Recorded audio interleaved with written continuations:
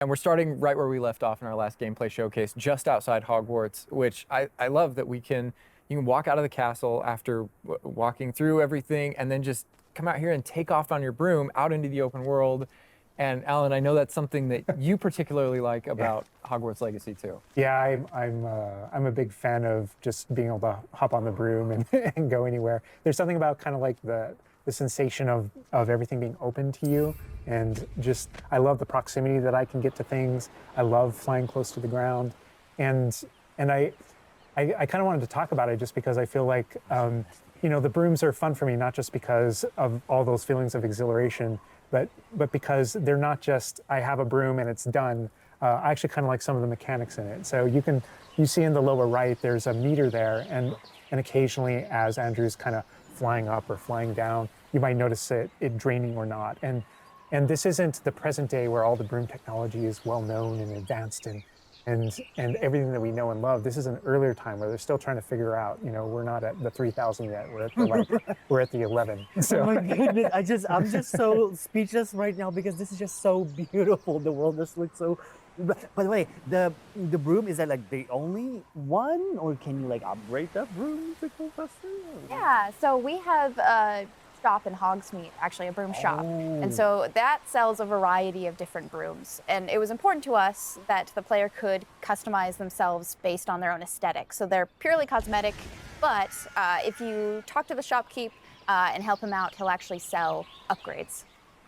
Yeah, and those upgrades will make it so that where normally the broom, you can only fly, you can only go at max speed. It's kind of like a turbo meter down there. You can only go at max speed without the meter going down, kind of closer to the ground. And as you raise into the air, you'll notice the meter drop. And so those upgrades will allow you to increase that distance from the ground. And the broom owner at the sporting goods store in Hogsmeade is trying to perfect the broom and get better at it and know it better. And you can participate that and get better and better brooms through that. And I love that mechanic encourages you to actually explore the world and kind of stay close to the ground. It's not just a travel mechanic, point A to point B. You're not just flying high over everything, although it is beautiful, something I really love doing, but as well, there's lots to explore on the ground, and so kind of keeping you down at the ground level. And to me, it feels like it's got this kind of surfing vibe over the. Oh my God! Like I'm just like I want to snatch the controller from Andrew right now because I want to go to the mountaintop, I'm going to the forest, and to that hamlet, or I don't know if that's how it's called. I think that's what it is. No, it's awesome. We're actually gonna land here, and I feel like that you call it a hamlet is just perfect, just because that's what we refer to it as, and so. We all know from lore that Hogsmeade is the only all-wizarding village within Britain, but we wanted other opportunities to kind of meet other characters out here and to kind of populate the landscape, so it's not just kind of, barren as you leave out this direction and that direction. And so we just imagine these different dwellings, these different smaller locations that wizards might live in out in the Scottish Highlands. And so it's those, and so we refer to those as hamlets, and they're opportunities to learn those wizard stories, how those different locations have kind of like learned to live, what their relationships are with characters at Hogsmeade and Hogwarts. And so they're both quest opportunities out here and a chance to kind of get to know more of the area, even beyond Hogwarts and Hogsmeade that we've already experienced. And you'll also notice on the mini-map, like lots of little icons, and each one of those represent gameplay in the hamlets that you can participate in, whether it's a vendor or different puzzles and challenges or different secrets that exist. Each one of those icons are different opportunities for gameplay. And you'll notice that same thing as we venture out into the open world as well. So when you go out into the open world and you see those icons, whether they're on the mini-map or on your map or off in the distance, those things are opportunities to say, like, I want to increase my inventory capacity. They're puzzles left behind by old wizards, that you can solve that actually grant you those. If you see ruins off in the distance and you visit them, you might find opportunities to actually expand and learn about your ancient magic. And as you kind of encounter different enemies dotted on the landscape, sometimes those characters, poachers or dark wizards, might be hoarding different magical resources that are valuable to you as you're playing the game. So each one has kind of like a way to connect to our gameplay loops and provide different opportunities that just kind of reward you for poking around. I mean, I right away want to just cover all of those points on the map just by going over there. Well, we've flown on a broom already, but there is something that we haven't done so far, and that is getting on our flying mount. We're gonna hop on our Onyx Hippogriff here. The Onyx Hippogriff is our pre-order bonus. Oh my God, there he just like pops out of the the bag. Oh wait, you can use it as a horsey? I mean, a horse. I mean, that is a horse. Yeah, as a hippogriff, you can totally ride it like a ground mount, and you can lift off into the air. And we tried to make sure that each of those interactions, so the broom's really good at reaching that top speed, at kind of traveling the world as quickly as possible. But sometimes it's really nice to get on the hippogriff because of that ground speed or those transitions. And sometimes it just feels amazing just to be riding around on a hippogriff. Look at it. Yeah, it really is kind of like, I don't know, it's a great feeling being on it. And it's a great feeling managing those transitions, kind of going from run to fly and just being able to go wherever you want. And we tried to make sure that each one of these things that you can interact with have a unique identity and a reason for being. And oh my God, like I see like different like areas, like a swampy area. By the way, can you go to like entire map anywhere you go? Or there are regions that are like locked from you? Yeah, or, as soon as there's kind of a moment where the world kind of opens up to you outside of Hogwarts as a student, and right from that moment, early on in the game, you can go wherever you want. And so you might find more difficult challenges in different areas, and you'll see different spots as Andrew's moving around, like you mentioned, the swamp. But there, we have got like a coast, and we've got different types of environments out in the world just to kind of pepper your experience, reward you for exploring, keep things fresh. All those things exist as we're moving around. So cool. And I love that windmill. It's like so rustic. Like I keep forgetting that this is like 1800s. The Wizarding World we've never really seen before. Like it feels so authentic. Like it's part of it. Yeah, I love this vista too, and I'm gonna have Andrew stop here. We're gonna use a bit of dev magic to change the seasons. Actually, I want you to see what this world looks like, covered in snow. Yes, yes, yes, please. I love snow. That's all I want. Oh, baby. Oh my God, this is so beautiful. Oh my goodness. This is so pretty. Okay, it looks so realistic. Oh my God, it changes the landscape like completely.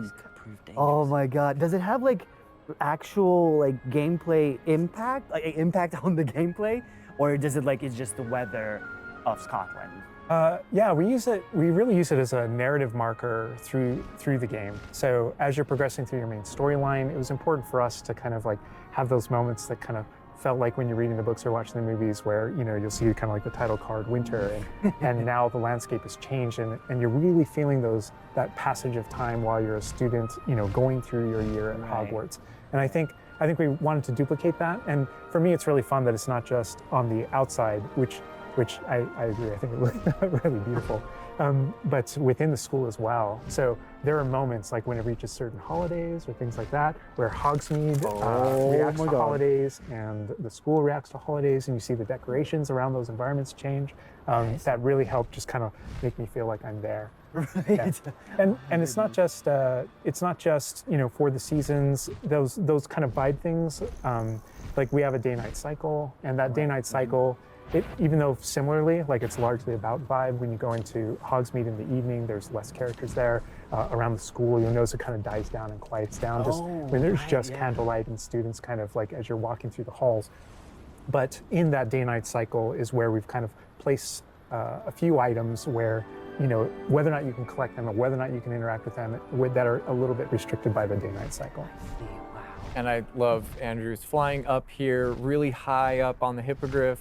And we're just looking at this view of Hogwarts in the distance. It's just absolutely beautiful. It's part of what I love most about flying around in this game, whether it's on a hippogriff or on the broom.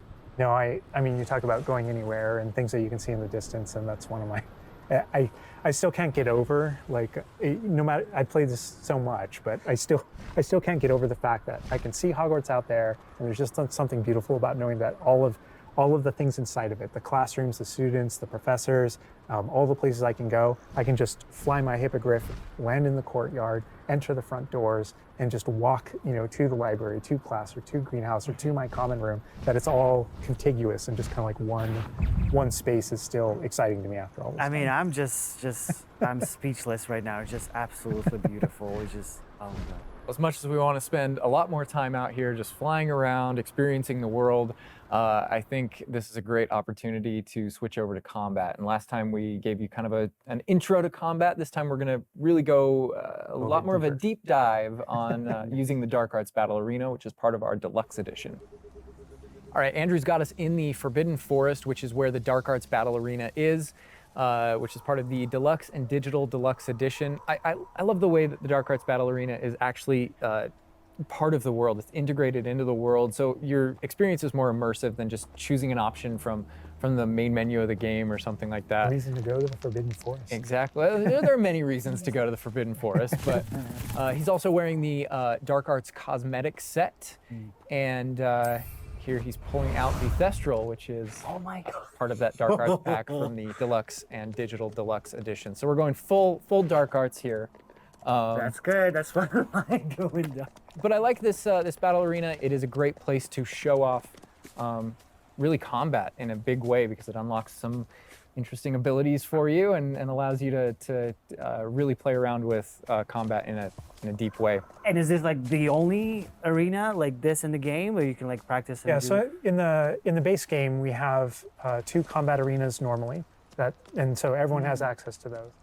And each of the combat arenas are an opportunity to kind of just go through a difficult combat challenge, fight through multiple waves, in order to earn a different cosmetic for your character and add that to your collection. In the case of that's no different than the Dark Arts Battle Arena. That's also true, the combat arena. But one of the things that we're excited about in the Dark Arts Battle Arena that people can do is you come in preloaded with different abilities. So, and again, a great place for us to show off combat in general. So I think we're gonna jump in here. Andrew's gonna start battling, and we can start talking about everything you're seeing on the screen. All right. Whoa, they just about the cadavers right away. Oh my god. We're starting off strong. Oh my god. Was that Kujio? Oh my god.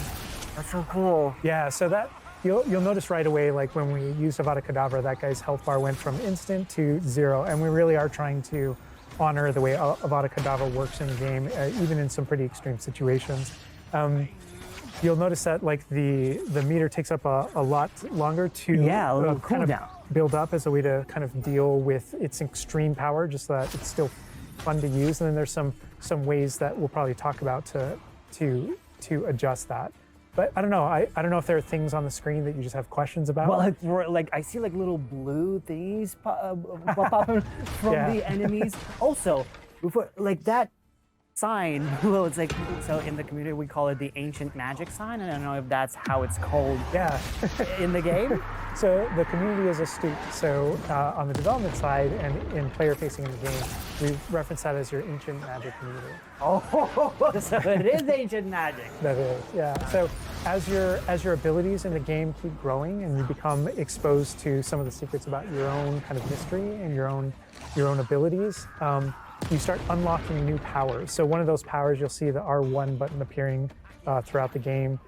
That's an ancient magic throw, we call it, that allows you to kind of like draw an object to you and fling it at an enemy. Okay. But whenever you see the R1 or the L1 plus R1 appear over somebody's head, that's an ability to cast a very devastating and powerful ancient magic spell to do a ton of damage against the character. I see. And the way that manifests itself depends on the type of enemy that you're fighting.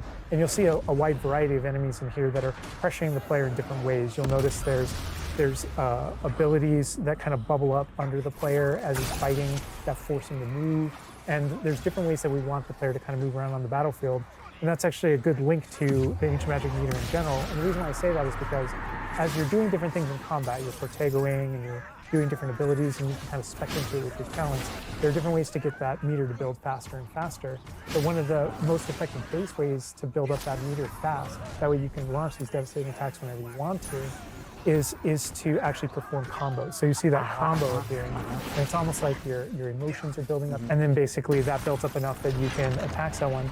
But as the combo meter builds up, at some point you strike someone and a piece of their magic kind of falls out of them. You'll see these blue orbs in the game world, and there's something that only you can see in the narrative, in the world. And it's another reason to move around on the battlefield. If you can go up and collect those things and suck them in. They give big jumps to that ancient magic meter as we're playing. We're talking a lot about spells and magic here, but I think there's another huge component of combat, and that is the tools that you can bring to combat as well to kind of change the way you play. And I think Mackenzie knows a lot about what's going on with the plants and potions. And so the tools are really interesting because they're basically like a prior investment. So you can bring the potions and the plants that you grow in the room of requirement to combat to essentially kind of help you defeat enemies a lot quicker and more efficiently. So some of the tools that you'll see here are like the rock skin potion. So that is something that basically covers your skin in this like rocky material that reduces the incoming damage that you're receiving. So against big enemies, hard-hitting enemies like trolls, that's super helpful.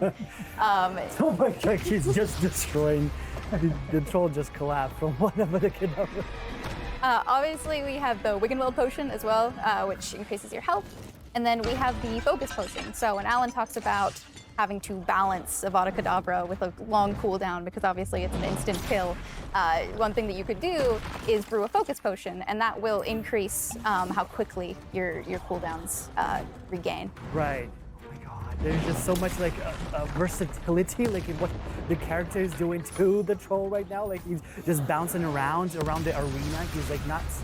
And the troll makes him move around too, looks like. And I love that our plants are violent. Yes, and so that's like when we're talking about the setup of the arena, you also have plants that you can fight with. And so we have things like the venomous tentacula that you can put down, and it acts like a turret, and it just kind of shoots enemies around the battlefield. That is so cool. This is like a truly like Hufflepuffian way to approach the battle. Yes. No, that was super important to us, that there were these like multiple ways. And so you can see there's a ton of different things you can use. The mandrake is one, so you can pull it out and it stuns with its like piercing cry these enemies in a radius. And another thing I want to call out that we're seeing on the side of the screen here is these dueling feats, which I love because I love anything that prompts me to play a game in a different way, a unique way. I don't want to get stuck in my style, you know? And so this is a way to, if you want to get stuck in your style, go for it. If you just want to blast people with spells, go for it. But we also want to have some things over here that may make you use certain plants or certain potions or block more or... Yeah, we mentioned the field guide challenges in the prior stream. And the field guide challenges, this is the way that the field guide manifests like challenges for you to do in combat. And exactly to your point, we just wanted a way to encourage players to explore the different systems, to help them decide to just kind of practice with them and explore what they want to do, because there really are so many different ways that you can push talents. When you see the green X's on characters, That's right. and that's kind of through your talents you can unlock this kind of cursing mechanic that sort of like links the fates of these different characters on the battlefield. That way, as you get as you're cursing different characters, they all begin sharing damage, and so we have things like Avada Kedavra, which is the insta-kill, but if you curse everyone before you insta-kill this one guy, they can all drop dead for that kind of ultimate Voldemort fantasy. And so, Oh my god. there are dark arts fantasies. There's fantasies about being more of a defense against the dark arts characters, things like that misty step that you see occasionally being used on the battlefield.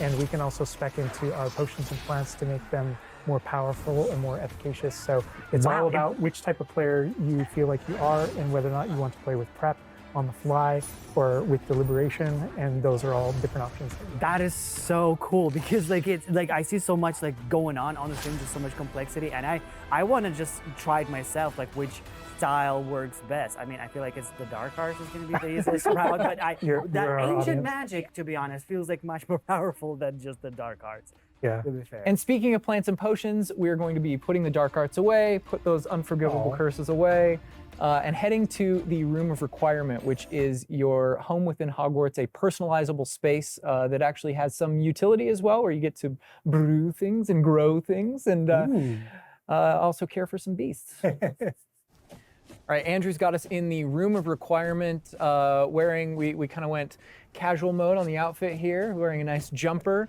And I think that's a good jumping off point for the personalization of the space as well. Not just your character and the visuals of your character, but actually this space is a place that you can make your own. Yeah, it was super important to us that this space really did feel like your reflection as a wizard. So you can change the architecture in here. What? Different themes throughout, starkly different themes, to really just hammer home that this is yours. You Oh can my change- God! What? This is beautiful. We never expected that to be. Oh my God. That's the thing is not only can you change the architecture here, but you can actually conjure little objects into this space, as you can see. So there's like statues that you can do, and ornaments, and tables, and rugs, and just a bunch of little things that really flesh out the space and bring it to life. Oh my goodness, because like we had an idea that those places where you brew stuff, that's where you can change, but you can do all of this. Where do you even get this stuff? Like there's a furniture store? Yeah, so we call them conjurations. And the conjuration recipes can be purchased at Tomes and Scrolls in Hogsmeade. But also as you engage in different types of gameplay throughout the world, you'll be rewarded with different objects. That's so cool. And you change color? You can change the color, you can change the size of it, and you can place it basically anywhere. Oh my God, it's so tiny. It's like for baby Niffler. And I love how the system too is designed. It's not mechanical; it's immersive, and so you get the magical effect of conjuring it in, and you're actually doing this in the world as your character. But the way you've blended like that gameplay with the immersive design of personalizing the space. Oh my God, like, and I love the animation, how it like appears, you know, like it's not just like there, it's like, it almost like it apparates. It is really quite beautiful, and that was the thing is we wanted that to look really nice because the magic in the wizarding world is everywhere. It's physical, it's kinetic, and it's whimsical. We really wanted to nail that whimsy in this space. Another thing that I wanted to discuss is that not only can you like conjure things and you can change their look, but you can do that with the utility objects as well. So you can see that we have planting pots and potion stations, and you can change the look of those as well. And these are the areas where, as we had mentioned previously, you'll be growing your plants, you'll be brewing your potions. Right. So while you're also doing these like kind of nurturing based activities, this is also the space where you would bring your gear to be identified and gear to have like rates put on it, which I believe Alan can talk to. Oh. Yeah, we keep bringing up appearance and how it looks, and on a, like in the game you can look like anything you want to whenever you want to. But the player will be finding different types of gear, that we call it, as you progress through the game. And essentially, we just know that clothes and different items in the wizarding world can have different magical properties. And as you explore and as you adventure and as you defeat enemies, you're going to be finding different pieces of gear that have different abilities, and that can help you in your journey and are a major part of you kind of growing as a wizard and advancing as a wizard. Oh, and so there's a huge list. and not all the time, whenever you get a new piece of gear, you don't necessarily know exactly what it does. And so there is a station inside of the room of requirement that you can conjure. It's one of the first things you conjure, called an identification station, where you can actually bring that gear that you're uncertain about and learn what its abilities are. Right, yeah, that's so cool. And then as the space advances even further, and the space will eventually grow its own rooms, and you're going to get new recipes, you know, like Mackenzie's talking about, all these different things keep expanding. And as it expands, eventually you're going to earn what we see here, which is called a loom. And when you set up a loom, it's an ability to essentially customize exactly which magical properties are on your gear and take any piece of gear and adjust its properties and to tweak what it does. And I mentioned earlier that you can make anything look like anything. The collection of appearances, we call it, or cosmetics, we've been referring to it in this stream. Those types of things you can use, and you can apply a look to any other look. So if you get a piece of gear, you put it on, you look like that, but you can change it to look like whatever you want. That's so cool. And like you can just put some ability to this sweater, but then you can just swap that ability. Yep, and appearances you can edit whenever you want in the gear screen. The loom is specifically about applying traits and applying larger upgrades that just kind of grant you greater statistical advantage or give you really specific abilities that blend in nicely with where you're trying to go with your combat fantasy or talents and things like that. Interesting. I'm just seeing that they're just like pumpkin fur, mooncalf fur. Where does that come from? Yeah, and so you'll notice that the ingredients that are used to add traits and to upgrade your gear are based around beasts. So this is where we get into the beast care section, which is inside this vivarium. Oh. Kind of bigger space on the inside idea. And so you can see here we have a couple of beasts out. We have a graphorn and a mooncalf and a niffler and a neasel as well. So quite a variety. Oh my God, he's just like a big puppy. They're so they're cuddling. Oh my God, they're together. Oh, that's so cute. They're adorable. And so part of beast care is petting them as well, but feeding them too. And so once you do those things, that's when they feel safe enough that they'll give you their magical ingredients. So mooncalf fur, niffler fur, etc. That can then be used in your gear. That is like so like intuitive because like you know that makes sense because when you touch the animals you get some fur leftovers. That's so. Oh my God. Yeah, and we really want to hammer home the fact that this is like a home that you're making for them. So in the overland, you can find these beast dens and rescue these beasts. Part of doing so is brushing them and feeding them food as well, and to build that relationship with your beasts. In addition to be able to care for beasts, you can actually conjure things in this space as well. The house, the cottage. Yeah, right. And so we have like a lot of little ornaments in this area, and a lot of them are purely cosmetic, but they look really cool. Again, it's the personalization of this space. Oh my goodness, no, this is like, I'm gonna spend 8 hours just designing this whole area to personalize. This is like cool, it's like you have this little play area, like a personalized fish tank, so to say. Just for the creatures. I love it. Yeah, no, totally. And there's like a decoration aspect, but there's also, we were saying inside as well, is there's a utility aspect to it too. So as you progress in the game and you're able to purchase more conjurations, you're able to speed up your process. So one of them, for example, is the food processor, which allows for the beast in the space to automatically get feed, so you don't have to do it manually. And so you're really building the progression for yourself here. In addition, there's also a toy box where you can play with your beasts. You'll see here, yeah. So you can, there's a bunch of toys in it, and each beast has their own favorite toys. So as you can imagine, the mooncalf really likes the moon ball, or the neasel, as like a little cat, really likes to chase the yarn ball as well. Right. And they're super cute. Oh my God. Watching them, it's so cute. And the big thing we really wanted to hammer home is that the world is a dangerous place. And so by going and rescuing these beasts and bringing them back here and caring for them, you're really helping them out. There's poachers in the overland who hunt these beasts for their material. So instead, you're caring for them. You're giving them a home. Right. Oh my God, this graphorn is just gigantic. But he looks like my dog. We can't make my dogs right now for sure. You could actually name them as well. So like your dog. So getting back into that personalization, you know, yeah, we didn't want you to just like throw in, oh, here's a graphorn in here. Like this can be named whatever Andrew's about to name them. Bruce. That's a good name.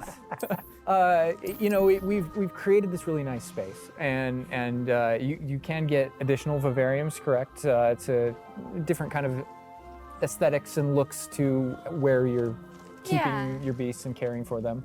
Progression is a big part of this space as well. So as you progress through the story, you will unlock more vivariums. So as you can see, this one's quite meadow themed, big, open, bright, but there's other ones, say like a swamp that you might encounter. And it's really a visual effect and more space for your beast.